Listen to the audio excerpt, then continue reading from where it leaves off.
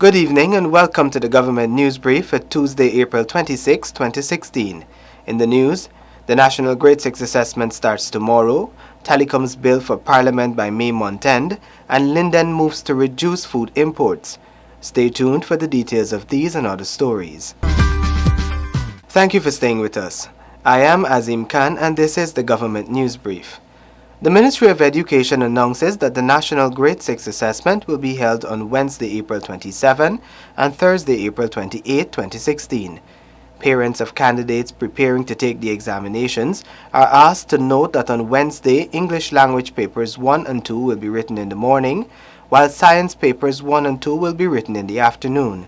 On Thursday, mathematics papers 1 and 2 will be written in the morning, and social studies papers 1 and 2 will be written in the afternoon. The Ministry of Education would like to encourage parents to continue to work with their children to ensure that they improved in any subject area that is considered a challenge to the child. Gina takes this opportunity to wish all the students good luck during this two-day examination period. The advancement of community development countrywide will now be facilitated through a collective approach. Here is how. Prime Minister Moses Nagamutu says that a partnership with the government and local authorities will work for the greater good of all Guyanese. It is a model of cooperation and partnership among the central government, the regional government, and the municipal government. And with this type of cooperation and this type of model, I believe that we could take Guyana forward along the road to be responsible and to be responsive to the needs and the cries and complaints of our people. Meanwhile, newly elected Mayor of New Amsterdam, Kurt Winter, is calling on citizens across the country to work with their local authorities to advance their community's development. We're the body there to keep it in line, maintain, but you're the persons who have to contribute and help and assist. So I say cooperate with your municipalities, your local authorities, and let's have improve and a better living and working environment. Residents of New Amsterdam are paying keen attention to the officials' approach to the development of the town. We're going to look at you, we're looking at you, and we're going to put you to the test to see what is happening here in terms of development and progress. Hoping for the best for everything. We get a new mayor and we're hoping for the best. And I see he started doing some work in Stanleytown at 51, and that's very nice of him for starting with the cocoa forest. The recently held local government elections resulted in a new batch of community leaders coming to the fore to advance the development of their communities in an effort to foster social cohesion and better community life. Shanta Goberdan with this Government News Brief. Region 10 currently imports over 80% of the food it consumes, but systems are being put in place to tackle this issue. Here is how in this report. The Region 10 administration has a plan to change this, and the first step is getting the farmers back into the farms. Regional Chairman Rennis Morian explains.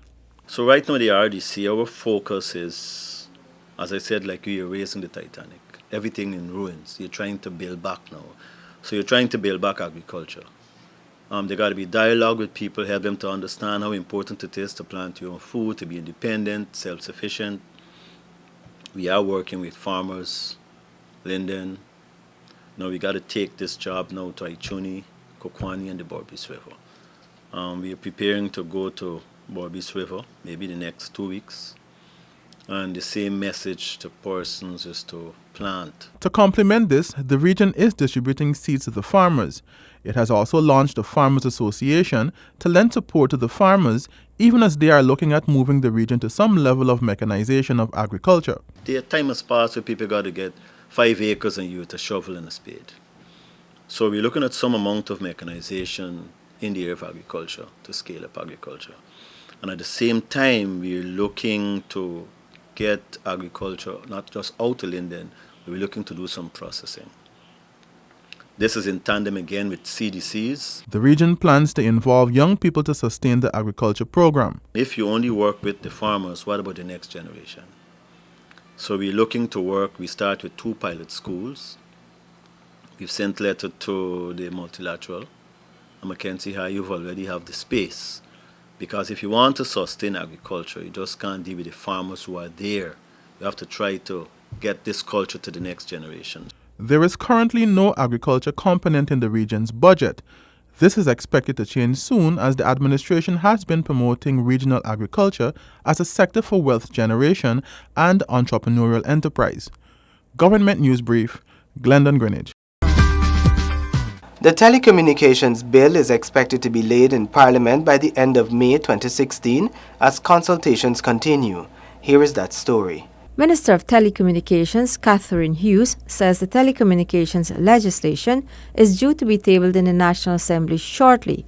However, consultations are ongoing with cell phone companies, Guyana Telephone and Telegraph, and Digicel Guyana to make some final adjustments. There was extensive discussions, so what we want to do is to bring the legislation to the Parliament as soon as we can, and we're working on that.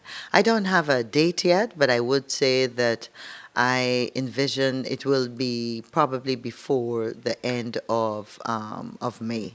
The passage of the bill will see Guyana experiencing better telecommunication services and wider internet bandwidth. The minister is also working with the telecommunication companies to provide enhanced service for the influx of visitors expected in May for the Jubilee celebrations. As we know, everybody is going to be coming to Guyana. Thousands of people have already indicated that they're coming. The flights are full. In fact, Caribbean Airlines announced just a couple of days ago that they're putting on 3 additional flights in that week. So we know a lot of people are coming, and we are working with the telecommunications company to ensure that visitors are able to use their phones and will be able to have the technical support that they require.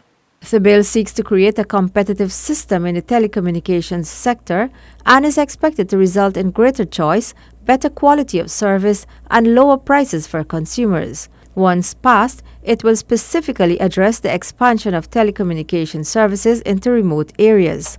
The Telecommunications Bill was introduced in 2011 and revised in 2013 in the 10th Parliament. Shanta Goberdan with this Government News Brief. Today we are 31 days away from the grand celebration of Guyana's 50th independence. We hear in this report that youths will be employed to clean and brighten the city for the 50th celebrations. A youth project will be launched under the Durban Park Jubilee project with over 40 youths from depressed communities. They will be involved over a 3-week period in cleaning up Georgetown in preparation for May 26 Jubilee celebrations, says Minister of Public Infrastructure David Patterson. Which is purely to clear the drains, nothing excavation-wise. We're talking about this is simply manual labor to remove all the weeds in our main drains, because obviously it's unsightly, and clear the main areas around the city. It will be done manually. What we've already started contacting. It'll be a crew about. Last number I have over 4 to 5 youths, and primarily from areas where are high unemployment. The youths will work in teams. We're splitting them up into teams of 8, I think. What we will, under the supervision of the communities coordinator, we will be simply going and de-weeding and clearing all the drains, packing the weeds in bags and moving those. We want to have that completed for May the 15th. So that obviously when we do have the large influx of our overseas guests coming in, they will obviously see they will see what people previously would have seen, clear and clean drains. Additionally, the youths will be lighting up the city. I've asked my team to visit Georgetown. We have several street lights which are already erected, but for some minor reason, primarily bulbs, they are not functioning. So my team in the next 3 weeks will be going around and identifying all the, they've already started identifying all the areas where we have existing street lamps in and around the entire Georgetown and surrounding areas.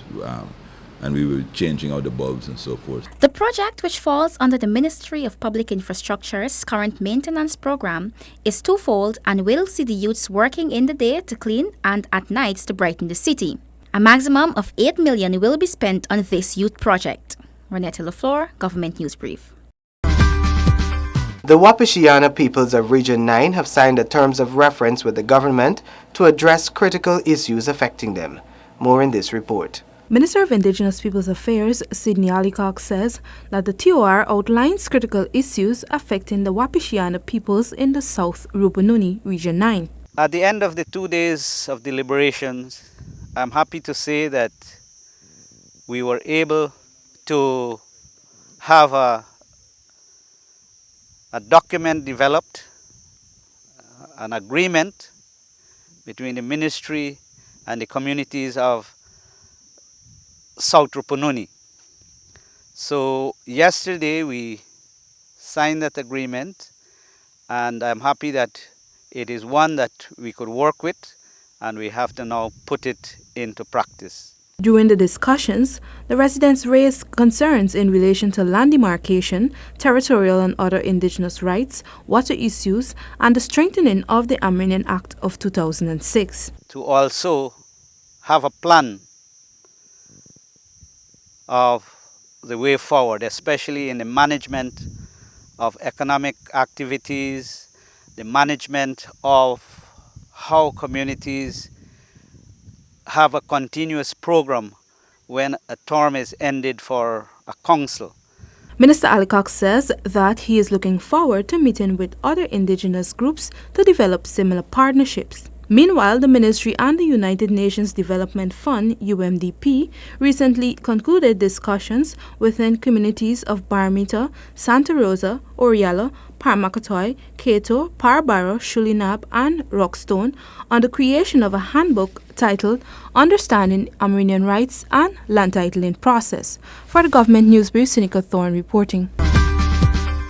We have come to the end of this edition of the Government News Brief.